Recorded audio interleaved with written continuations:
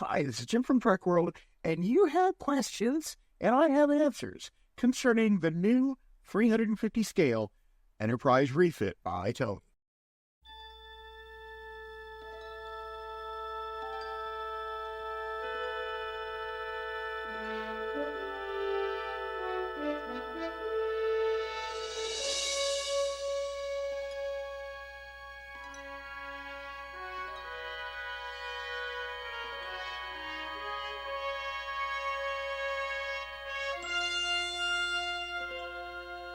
So let's talk a little bit about why the refit. This particular design of the Enterprise was going to be enormously popular because it actually just resonated with us as not only being new and glamorous and something that looked like it was worthy of a $45 million budget, but it still felt like home. Now, keep in mind, it is the refit from Star Trek The Motion Picture and not the refit from later on, okay? That's why it's not NCC 1701A.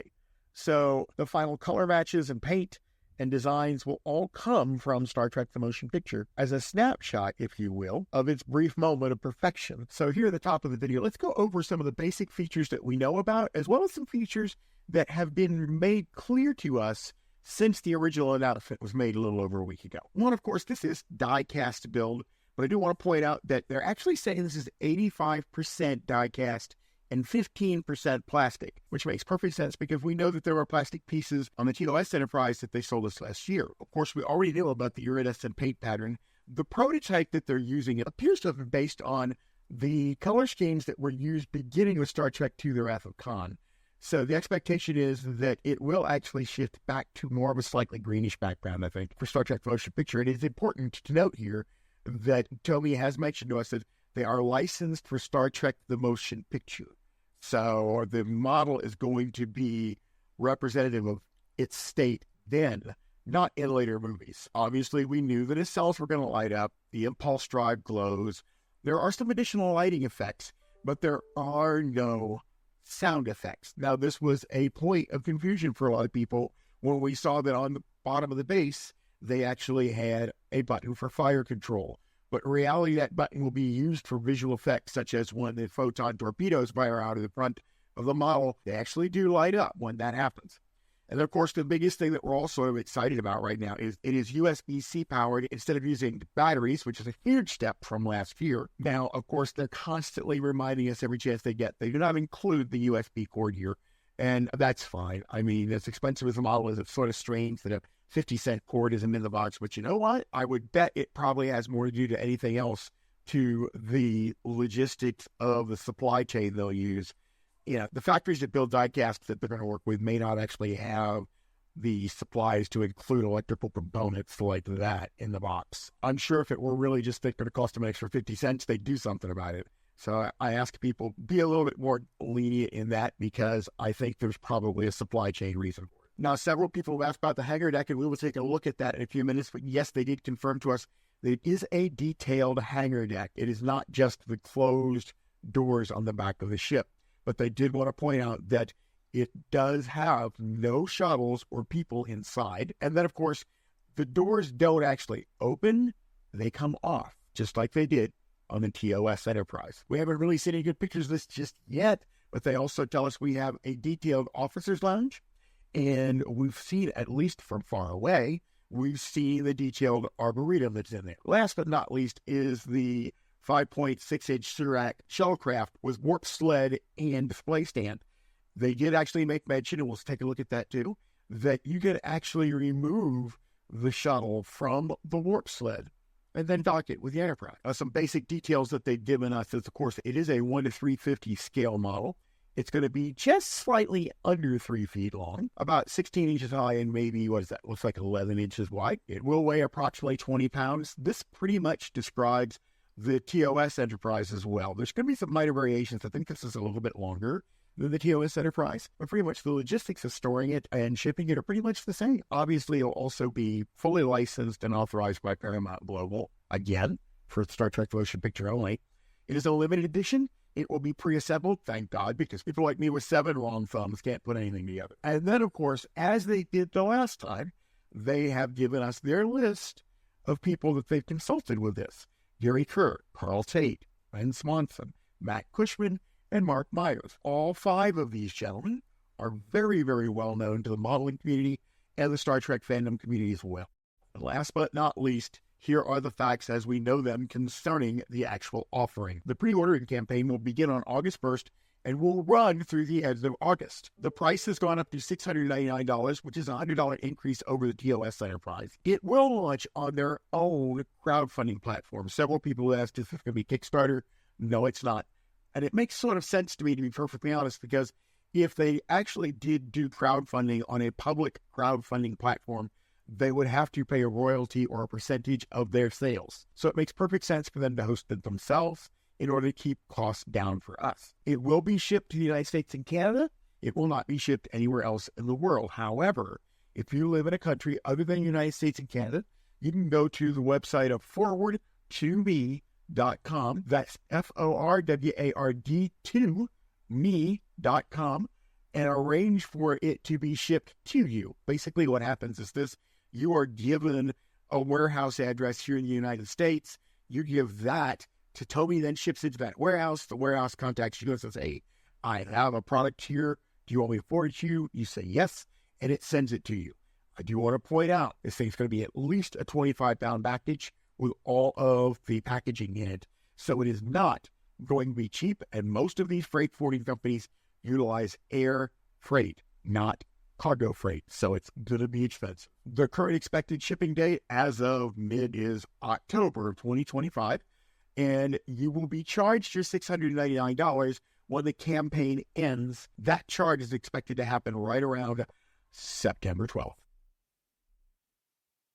Now, a lot of people have been asking questions specifically about some of the spotlighting that is done on the model in the motion picture. And here, in this pretty screen grab, you can actually see the spotlighting we're talking about on the underside of the saucer. You've got the 3 lights, where there are lights actually on the bottom of the saucer that highlight areas on the saucer. Now, some of the spotlighting actually occurs on our refit model as well, but not the way that you would expect. If you take a close look at this blown-up version of the left side of the model, you're going to actually see that the insignia on the front of the Enterprise is actually being lit by a small lamp set in the base of the model. In reality, there are 3 such lamps, and you can actually see them very well here in this particular drawing.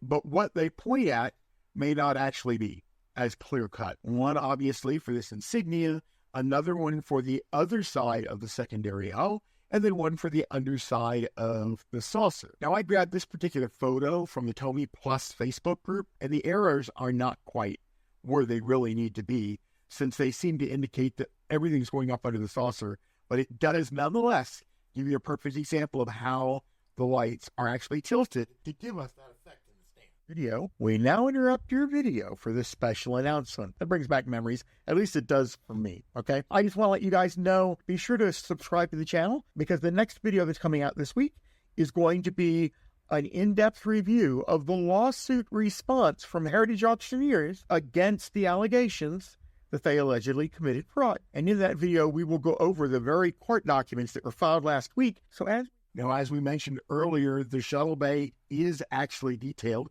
And to gain access to the shuttle bay, you do what you see here in the photograph, where there's actually a piece of plastic that comes off. And this is what the inside of that hangar deck looks like. At now, probably not all that hot. There may be some additional details. One of the things that they keep telling us over and over again, which I agree with, is this is a prototype being shown. Okay, so colors, markings, defects, sizes, all that stuff is up in the air at this particular point, but we'll be given more information as the year progresses, especially after the original engineering samples come back from the manufacturer in China. Now, I mentioned the Tomy Plus Facebook group. This is an absolutely amazing group for you to follow and join on Facebook so that you can keep up to date with the latest information on this particular refit. It is dedicated solely to the refit, and I believe that they're actually planning to shut it down after the launch, but we'll see how that goes. However, if you go into that group, please be careful of the photographs that you actually see, because people have been uploading photographs of a 350 refit that they have or they've seen, and it is not always 100% clear whether you're looking at the Tomy model or whether you're looking at a professionally built model. This is a perfect example, as this picture was put up as part of the conversation of, well, are we going to get a detailed hangar or not? And then somebody uploaded this as an example of what they thought the inside of that hangar deck should look like. It is very easy to jump to conclusions as you're looking for whatever new photographs there may be about the model. It's not always clear that you're not looking at the Tomy. I really wish they'd either isolate or tag them or somehow to let you know that these are official Tomy images and these are not. As mentioned before, the Sarek Shuttlecraft does dock. And remember that in Star Trek The Motion Picture, when Spock comes aboard, the Shuttlecraft does in fact dock on the top of the saucer right near the bridge, not on the side of the Enterprise. I don't know whether or not it will actually sit on the side. We'll have to figure that out. But the photographs they've all shown us pretty much indicate the scale was chosen specifically to work with what was on top of the saucer. Now, other questions came up specifically about the nacelle lighting. In particular, it's very obvious in several of the prototype photographs that there are 4 blue LEDs in the nacelles. And you can pretty much see that on the photograph that we have on the screen right now. However, Tomy has assured us that they will in fact diffuse those 4, so that it actually does appear to be one single blue LED. Now, another thing that people were concerned with, actually people were very vocal about, was that the prototype's actually on its stand, and it's not completely level. It's actually tilting forward. A lot of people took issue with that. However, Tomy has told us, hey, when they actually get the engineering samples, it will be completely level on that stand. Now, they've also thrown out a caveat. Okay, this one's done in plastic because it's a prototype, but there may have to be structural changes to the stand as they move forward with the engineering samples, and that the stand may end up evolving into something that looks a little bit different. There is the possibility that they may still need saucer support the same way they did in the TOS version. Now, as mentioned earlier, the fire control button is going to give you access to things such as the photon torpedo firings. And you can clearly see the photon torpedo cowl over the main deflector. And in this photograph, I also want to point out that they're showing us both blue and orange for the deflector colors. So obviously it's going to cycle through at least 2 colors, but possibly the color spectrum. It's hard to tell at this point. This photograph on the right-hand side gives you a pretty good example of what people were concerned with about the blue LEDs on the inside of the model. Again, Tomy has told us those white spots that you see will not show up. They'll actually appear to be a soft glowing blue. Now, a couple other people indicated that when they looked at where the pylons actually meet, the scale and shaping of the pylons is not correct. So Tomy's indicated, yeah, they're aware of that. It is because, again, this is a plastic prototype. This is not the die-cast model itself. So think of it as being like an alpha, which it really is an early alpha. And that when they actually do the engineering samples, they will begin doing those at the correct dimensions to do away with this abnormality. So there it is, $700. You have between now and September 12th to set the money aside. So go break into the piggy bank or start saving as much as you can. You don't want to be looking through eBay 6 months after everybody's got theirs because you didn't get in on the pre-order.